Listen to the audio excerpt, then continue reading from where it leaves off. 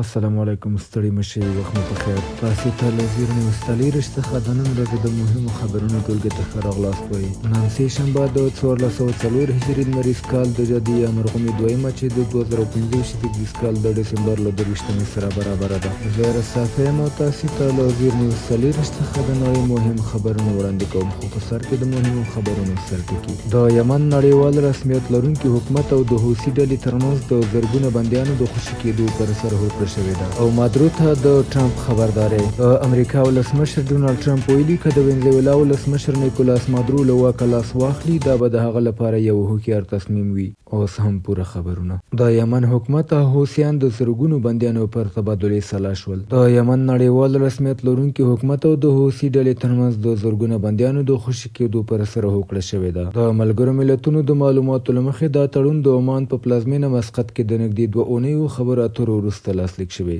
د ملګرو ملتونو ځانګړي استازي هانس ګراونبرګ ویلي چې دا هوکړه د بندیانو او د هغوی د کورنیو د کړاوونو د کمولو لپاره یو مهم او مثبت ګام دی. د حوثي پلاوي یو چارواکي ویلي د تړون له مخې به 1900 حوثي بندیان د 1200 حکومتي بندیانو په بدل کې خوشي شي چې په کې 900 سعودي او 23 سوداني وګړي هم شامل دي. د یمن د حکومت یو استازي به ویلي چې دا تبادله به د جګړې زرګونه بندیان هم آزاد کړي. د یمن جګړه له 2022 کال راهیسې تر ډیره کمه شوې خو وروستیو اونیو کې د هېواد په ختیځو سیمو کې یو ځل بیا کړکېچ زیات شوی دی. د ملګرو ملتونو په وینا دې جګړې لسګونه زره کسان وژلي او نږدې 20 میلیونه یمنیان یې زیانمن او بشري مرستو ته اړمن کړي دي.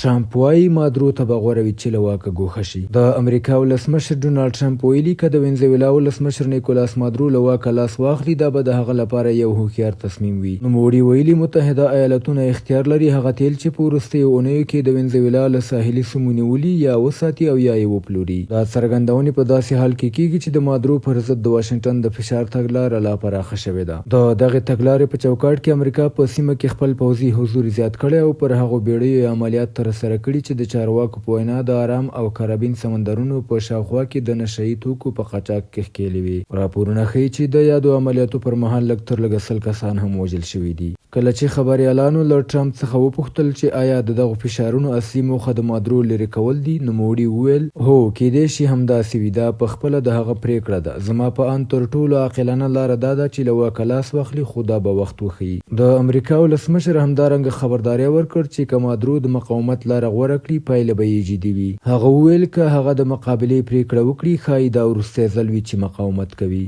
د روسیې بریدونو په اوکراین کې برېښنا پرې کړه او پولنډ الوتکې پورته کړي. روسیې د توغندیو او ډرونونو په وسیله د اوکراین پر ګڼو سیمو بریدونه کړي چې لږ تر لږه 3 کسان پکې وژل شوي او په ټول هېواد کې د برېښنا پرې کېدل رامنځته شوي دي. د اوکراین ولسمشر ولادیمیر زیلنسکي ویلي په وژل شویو کې یو 4 کلن ماشوم هم شامل دی او دا بریدونه د جګړې د پای لپاره د روانو مذاکراتو پر مهال شوي دي. هغه له لویدیځو هېوادونو د روسیې پر وړاندې د فشار زیاتولو غوښتنه هم کړې ده. د اوکراین د برېښنا شرکت ویلي د بریدونو له امله د هېواد په څو سیمو کې اور لګېدلی او د انرژي بنسټونه زیانمن شوي چې لویدیځې سیمې تر ټولو ډېرې اغېزمنې دي. د دې بریدونو په غبرګون کې پولنډ اعلان وکړ چې د خپل هوایي حریم د خوندي کولو لپاره یې پوځي الوتکې پورته کړي دي، ځکه بریدونه د پولنډ پولې ته نږدې سیمو کې شوي دي.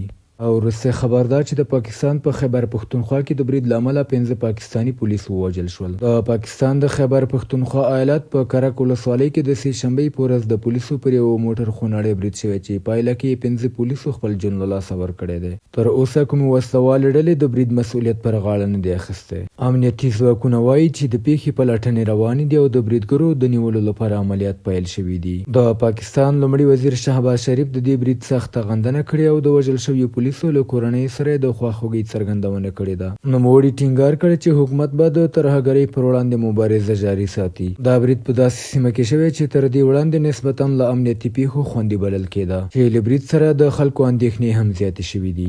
بهرني خبرونه همدومره وو. د کورنۍ او سپورټي خبرونو لپاره زموږ پاڼې وڅارئ. په خواله رسنیو فیسبوک، انسټاګرام، ایکس، یوټیوب او ټیک ټاک زموږ خبرونې خوښې او موږ تعقیب کړئ. ادرس یې زیر نیوز 24 تر سبا خبرونې د الله په امان.